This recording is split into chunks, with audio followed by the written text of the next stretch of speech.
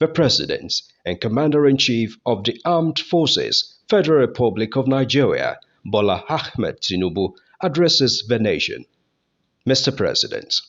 My fellow Nigerians, I speak to you today with a heavy heart and sense of responsibility, aware of the turmoil and violent protests unleashed in some of our states. Notably, among the protesters were young Nigerians who desired a better and more progressive country where their dreams, hope, and personal aspiration will be fulfilled. I am especially pained by the loss of lives in Borno, Jigawa, Kano, Kaduna, and other states, the destruction of facilities in some states, and the wanton looting of supermarkets and shops, contrary to the promise of protest organizers that the protest will be peaceful across the country. The destruction of properties set us back as a nation, as scarce resources will be again used to restore them. I commiserate with the families and relations of those who have died in the protest. We must stop further bloodshed, violence, and destruction.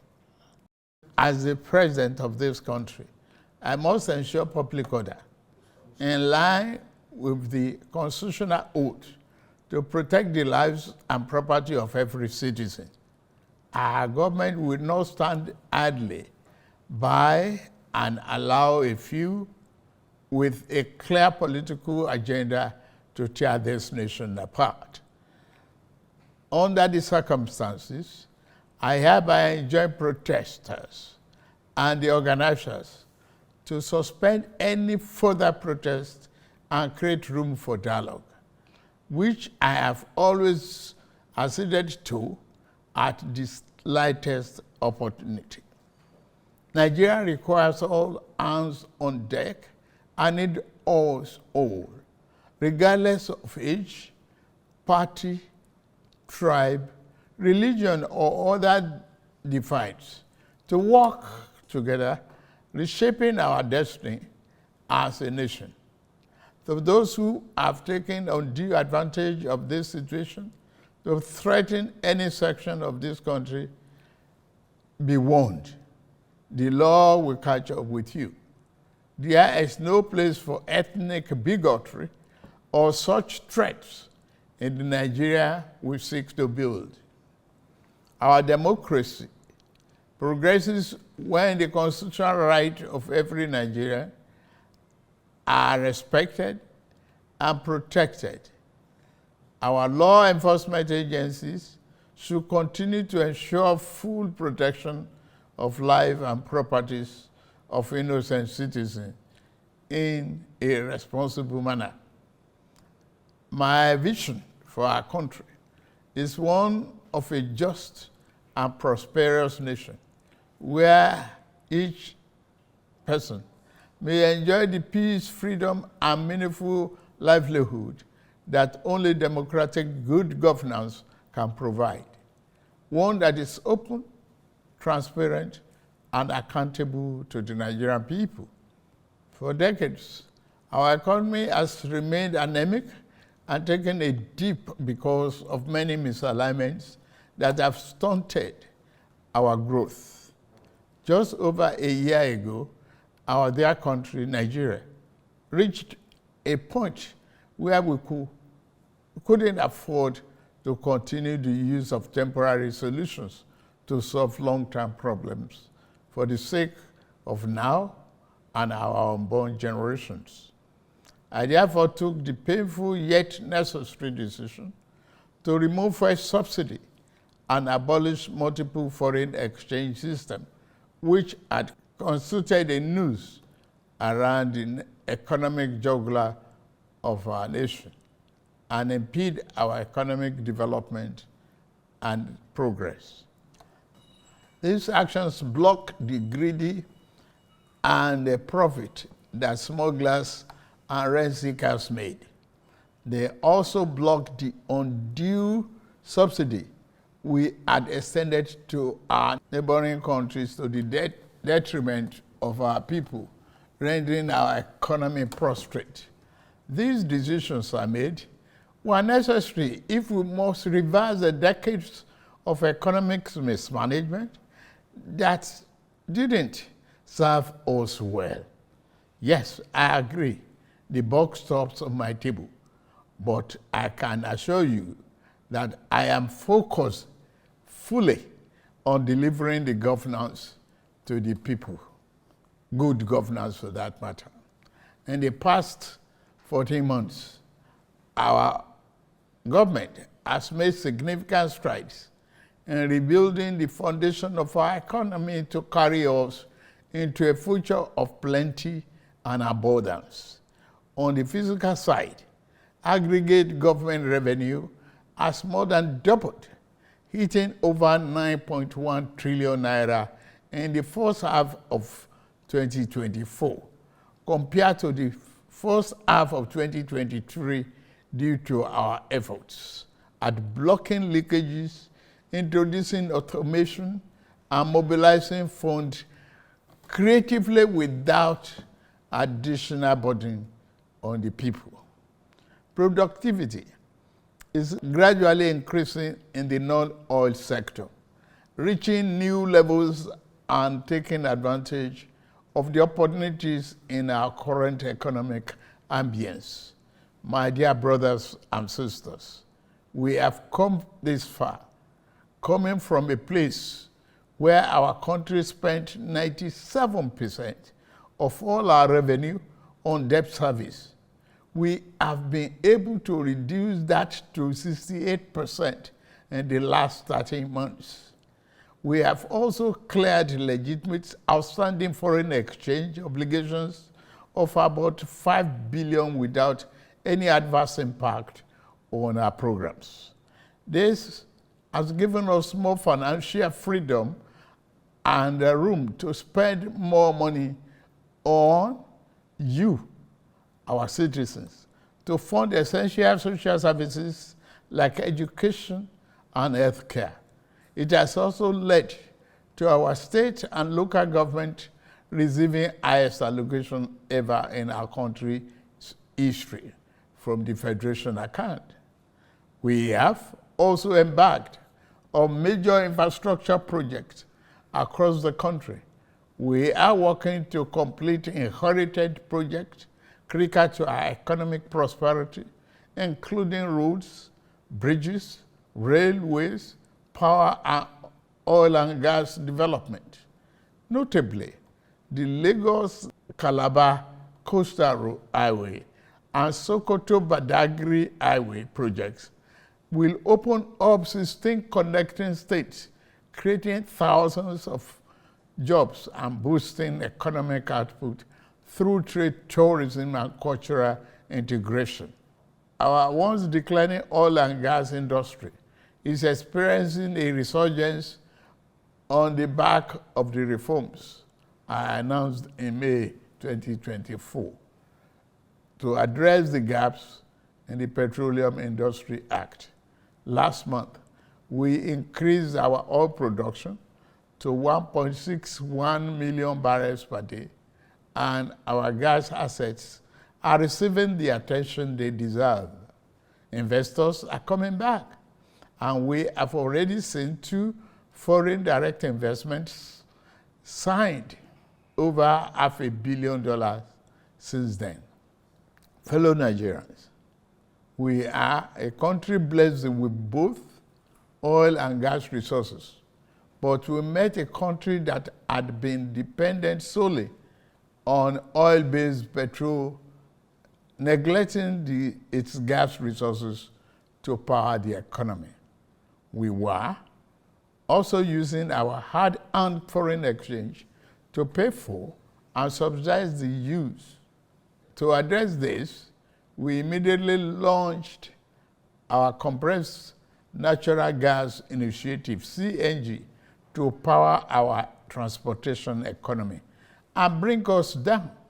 This will save over 2 trillion naira a month being used to import PMS and AGO and free up our resources for more investment in healthcare and education. To this end, we'll be distributing 1 million kits of extremely low or no cost to commercial vehicles that transport people and goods and who currently consume 80% of imported PMS and AGO. We have started the distribution of conversion kits and setting up of conversion centers across the country in conjunction with the private sector. We believe that this CNG initiative will reduce transportation costs by approximately 60% and help to curb inflation. Our administration has shown its commitment to the youth by setting up the student loan scheme. To date, 45.6 billion has already been processed for payment to students and their respective institutions. I encourage more of our vibrant youth population to take advantage of this opportunity. We established the Consumer Credit Corporation with over 200 billion to help Nigerians to acquire essential products without the need for immediate cash payment, making life easier for millions of households.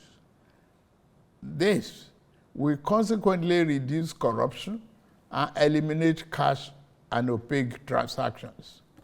This week, I ordered the release of an additional 50 billion naira, each for NEL Fund, the student loan, and Credit Corporation for the proceeds of crime recovered by the EFCC. Additionally, we have secured $620 million under the Digital and Creative Enterprises, IDICE, a program to empower our young people, creating millions of IT and technical jobs that will make them globally competitive. This program, including the 3 million technical talent scheme, unfortunately, one of digital centers was vandalized during the protests in Kano. What a shame. In addition, we have introduced the Skill Up Artisans Program, SUPER, the Nigerian Youth Academy, NIA, and the National Youth Talent Export Program, NATIP. Also, more than 570 billion has been released to the 36 states to expand livelihood support to their citizens, while 600,000 nano businesses have benefited from our nano grants. An additional 400,000 more nano businesses are expected to benefit. Furthermore, 75,000 beneficiaries have processed to receive our 1 million micro and small business single-digit interest loans starting this month. We have also built 10 MSME hubs within the past year, created 240,000 jobs through them, and 5 more hubs are in progress, which will be ready by October this year. Payment of 1 billion each also have been made to large manufacturers under our single-digit loan to boost manufacturing output and stimulate growth. I signed the national minimum wage into law last week, and the lowest earning worker will now earn at least 70,000 naira a month. 6 months ago in Kasana, Abuja, I inaugurated the first phase of our ambitious housing initiative, the Renew Hope City and Estate. This project is the first of 6 we have planned across the nation's geopolitical zones. Each of these cities will include a minimum of 1,000 housing units, with Kasana itself set to deliver 3,212 units. In addition to this city project, we are also launching the Renew Hope Estate in every state, each comprising 500 housing units. Our goal is to complete a total of 100,000 housing units over the next 3 years. This initiative is not only about providing homes, but also about creating thousands of jobs across the nation, as well as stimulating economic growth. We are providing incentives to farmers to increase food production at affordable prices. I have directed that tariffs and other import duties should be removed on rice, wheat, maize, sorghum, and drugs, and other pharmaceutical medical supplies for the next 6 months, in the first instance, to help drive down the prices. I have been meeting with our governors and key ministers to accelerate food production. We've distributed fertilizers. Our target is to cultivate more than 10 million hectares of land to grow what we eat. The federal government will provide all necessary incentives for this initiative, whilst the state provide the land, which will put millions of our people to work and further increase food production. In the past few months, we have also ordered mechanized farming equipment, such as tractors and planters, worth billions of naira from the United States, Belarus, and Brazil. I can confirm to you that the equipment is on the way. My dear Nigerians, especially our youths, I have heard you loud and clear. I understand the pain and the frustration that drive this protest, and I want to assure you that our government is committed to listening and addressing the concerns of our citizens. But we must not let violence and destruction tear our nation apart. We must work together to build a brighter future where every Nigerian can live with dignity and prosperity. The task before us is a collective one, and I am leading the charge as your president. A lot of work has gone into stabilizing our economy, and I must stay focused on ensuring that the benefits reached every single Nigerian as we promised. My administration is working very hard to improve and expand our national infrastructure and create more opportunities for our young people. Let nobody misinform and miseducate you about your country or tell you that your government does not care about you. Although there have been many dashed hopes in the past, we are in a new era of renewed hope. We are working hard, and the result will soon be visible and concrete for everyone to see, feel, and enjoy. Let us work together to build a brighter future for ourselves and for generations to come. Let's choose hope over fear, unity over division, and progress over stagnation. The economy is recovering. Please, don't shut out this oxygen. Now that we have been enjoying democratic governance for 25 years.